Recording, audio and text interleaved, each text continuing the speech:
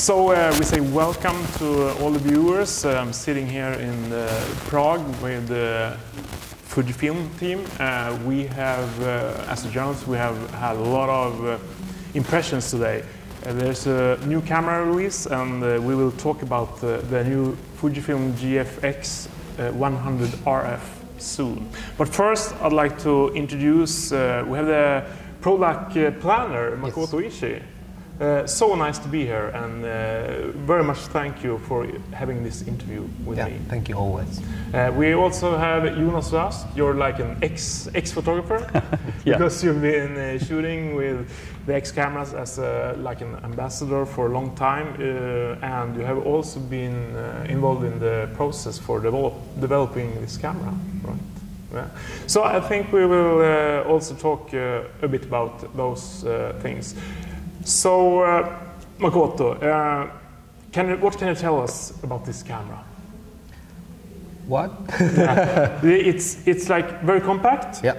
It's a large sensor, and as we can see here, we have the design from like the X100. Yeah. Where did that idea come from?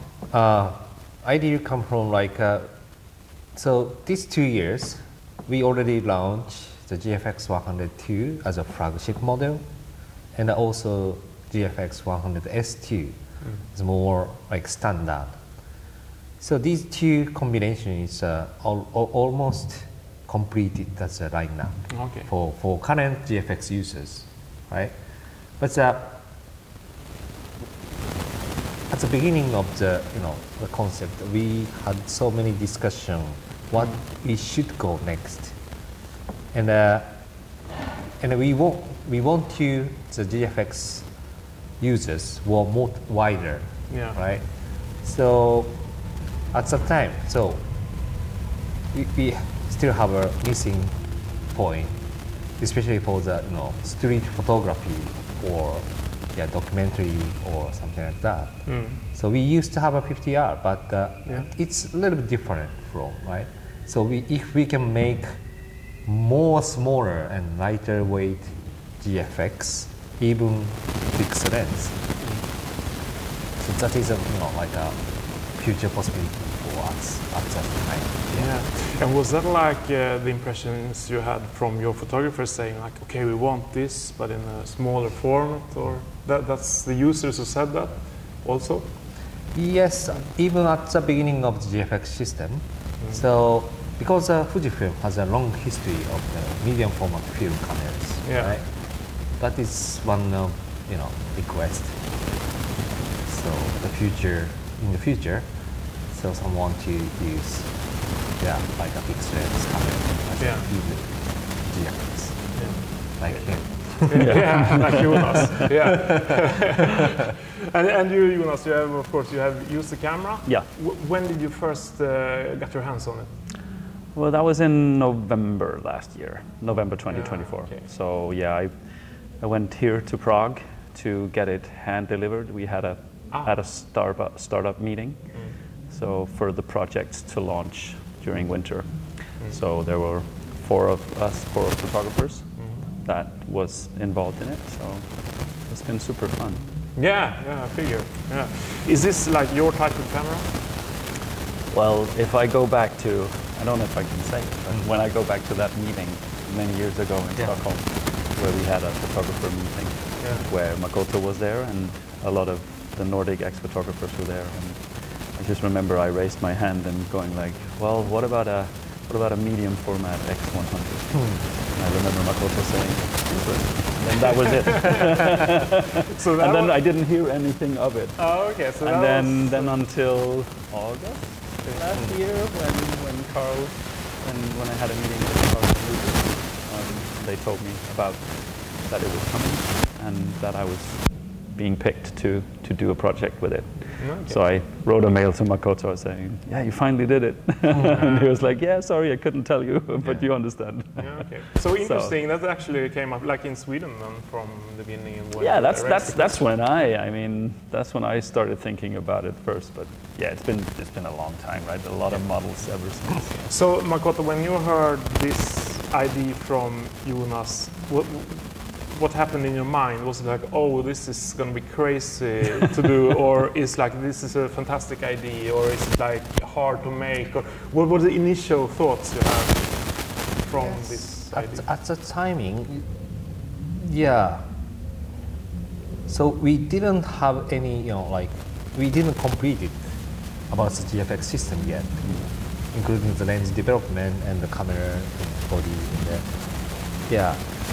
So, yeah, I was really interested in that kind of cameras, but it was not reality.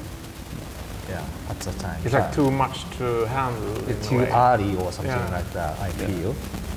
So, but this time, it's a really good time to develop this camera because we already have two types of cameras already, and we need something new. So that's the beginning of our challenge. Yeah. Okay. So if we look at the cameras, we can also see like the design. They have similarities from this like compact X100.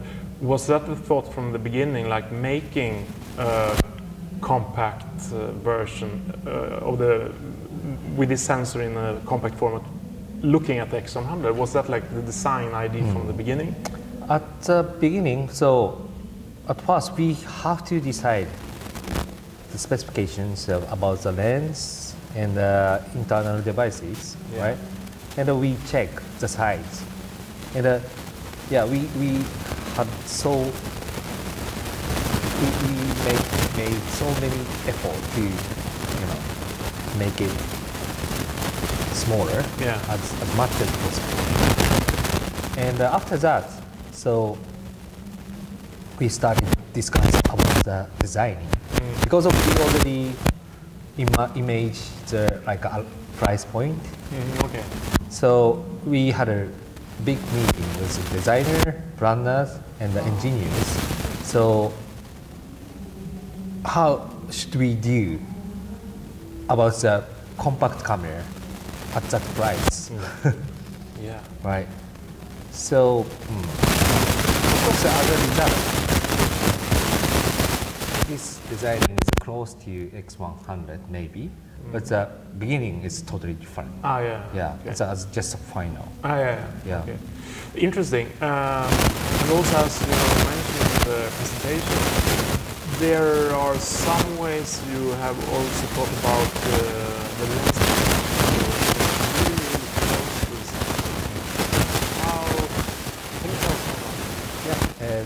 Because of pixel lens, this camera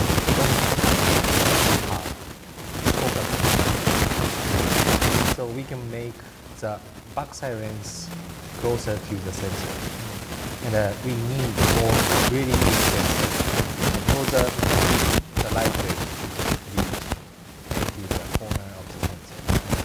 So yeah. Yeah, that is a big which you can like minimal and also making it more compact. Okay, so Jonas, how do you feel about, since you have also shot with the rest of the GFX system, when you can't change the lens, do you think it's like, wow, this is actually giving me some interesting thoughts about how to make the shots because you're restricted, which can develop a sense of, okay, I have to think another round when I take the pictures, or is it like a burden to have, not changing? It's one of the things that I always liked about the X100 as well, is that you're limited to that fixed length lens, right? Obviously there are situations where you want it, when you want a little bit more, but now with the 100 RF, it's possible, it's totally possible because of the megapixel count. So it's basically like having 3 or 4 lenses in one. Yeah. It's like you can crop and you can do many different things. So so in a big sense, it's much more versatile than the X100.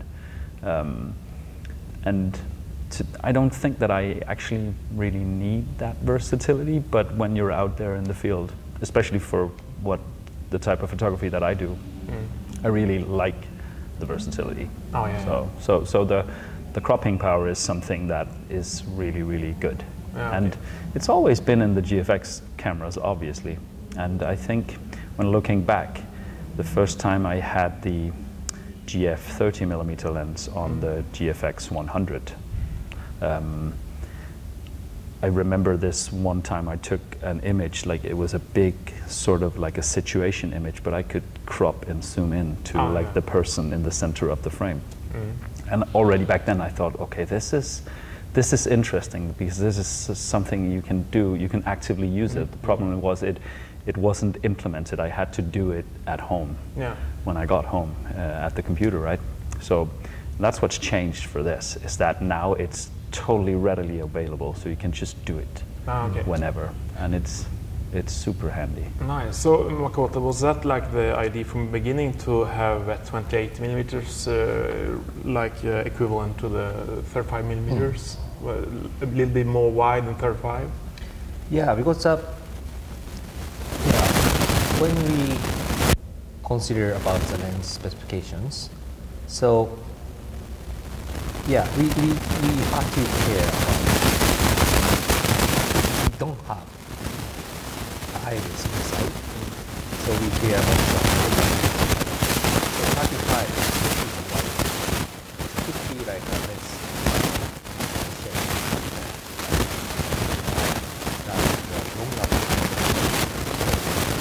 yeah, that's one reason. And also, as Jonas said, I already know about that. So many GFX users sometimes use cropping, right? So wide angle can cover many lenses. So if we choose standard focal length, we can't. We can make it wider, right? So that is and I like 28 actually. So. Yeah, that is why we choose 35mm. Ah, yeah, interesting. Also about this camera, since we have this control where you can also change how the format is on the picture. Where did that idea come from? I guess it's from like the analog era or something. Yes. So, as Jonas talked in the X Summit, so Fujifilm has a so long years history of the medium format film cameras, and that camera has so many various formats, right? 1:1 to even the 6x17 or something like that. And originally GFX already have 7 types of format already, and I wrote. So what's the missing format? Oh, it's a 3x4 and 6x17. Ah, right? Okay, And totally 9. Okay, but it's a 9. It's quite tough to choose from the 9 in the menu or something like that. Yeah, it takes time, right? Yeah. So at that time, someone say, if we can make it dial, it's easier, right? So that's the origin of the idea. Yeah. Interesting. I used it myself today since I had a chance to go and take some pictures here in Prague. Jonas, you have used it much longer. Do you use it, the dial? All the time. All the time? All the time. Yeah. I actually found that, obviously, I love that I can now, because like the TX1, the X-Pan crop, has been in the GFX cameras since the beginning. And I've always enjoyed shooting like that. And with this focal length, it's actually this exact same field of view to when I'm actually using the TX1 with the 45mm lens on it. So I mostly have it set to that mode, but I find myself switching a lot to the 3x4 mode because it's like I shoot more and more in vertical, and it's super simple. Plus, then sometimes the problem is with these flip screens that doesn't tilt two-way is that when you shoot low at an angle, when you have to shoot horizontal, you cannot do like this and flip it out, right? So, but when you have it in 3x4 mode, you can just flip it out and you still have it. So you can actually do vertical shots handheld like this. So it's such a nice feature to have. And I didn't think I would use it as much as I've actually been using it. So so it's mainly those two, but And then a funny thing happens when you use the camera a lot is that you learn how to count the clicks. So the the tactility of it is just like going, okay, I know that from 4:3 to the TX1 to the 65 by 24, it's like 3 clicks. So you're like, tick, tick, tick. And so the tactility of using that's impossible in a menu. And it makes it very, very fast to do when you need to switch in a fast situation. Because in a menu, I would have to, still with my eye, I would have to pull up a menu and in front of the scene.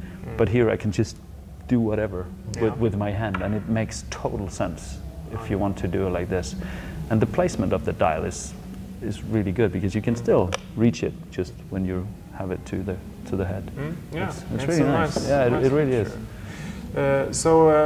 What was actually the hardest thing to develop if you look through the development cycle? I mean, I guess there's some mountains to climb on the way. Which one would be the worst with this camera's development process? If any, I don't know. Good question. But yeah, it's design is quite tough. Like making it everything. Yeah, because this is a like brand new camera, right? So and not system camera, not interchangeable, and then a fixed lens. So yeah, we spend long time to design it, even including the like accessories. Yeah, exactly. Right? So we design whole set, including lens cap and new, this lens hood and adapter, and even the protector inside, right?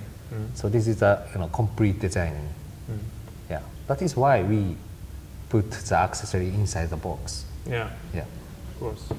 So I guess there's a lot of ideas when you start from scratch, thinking about how to do it. I think, or I believe there's a lot of ideas that you wanted to do but you couldn't do. And maybe we can see some of them in the future firmware, I don't know, or future updates. What do you think is like, how to say, from a user's perspective, what do you think would be interesting for them to see in this camera when they have it for the first time?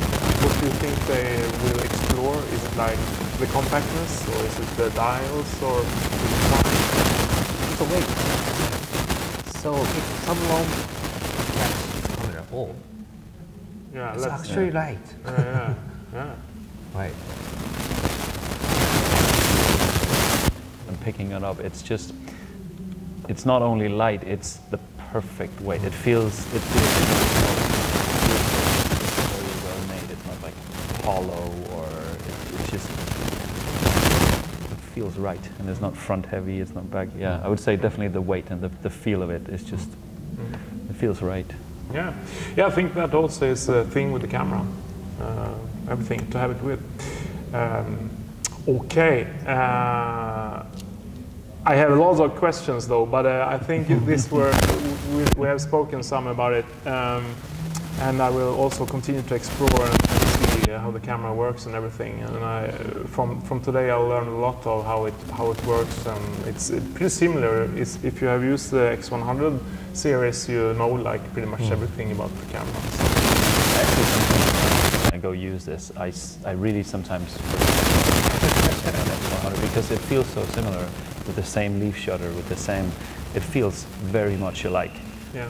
But with the difference of you just have like tons more options here, right? Because of the technology with the big sensor. Yeah. So but it feels very similar to using the X100. So. Okay. One last question though. This camera has, as any of the other cameras, also the Tillsammans, of course. Which one is it? Well, for this camera, it's actually, I found this winter I've been using nostalgic neg a lot. Because for the places that I was traveling with the camera, like a bit southern, but I used nostalgic neg, and then I put it into one of the fluorescent white balances, because there's the number 2 has a little bit of magenta in it. So it puts a little bit of magenta into the very yellow nostalgic neg, so it kind of evens it out. And for if you go traveling down south, it's perfect blue skies and very nice warm golden colors. It looks really, really good on that. So I've been using that a lot. Okay. Yeah. Makoto, your favorite? I really like Realize. Yeah. So 2 years before, it's the first time to implement Realize for GFX 102, even at the timing. So I really love the negative standard, and because I can use it any kind of field. It's a really good toughness or color. Yeah. You can use it all the time in a way. Yeah. Okay. Nice. Okay. So nice to talk to you. I could sit there and talk forever, and I guess I hope the viewers also like talk about. If you have any questions, just mail them to me, and I'll do my best to see if I can get an answer. So thank you very much. Thank you. Thanks. Bye. Bye. Bye. Okay. Perfect.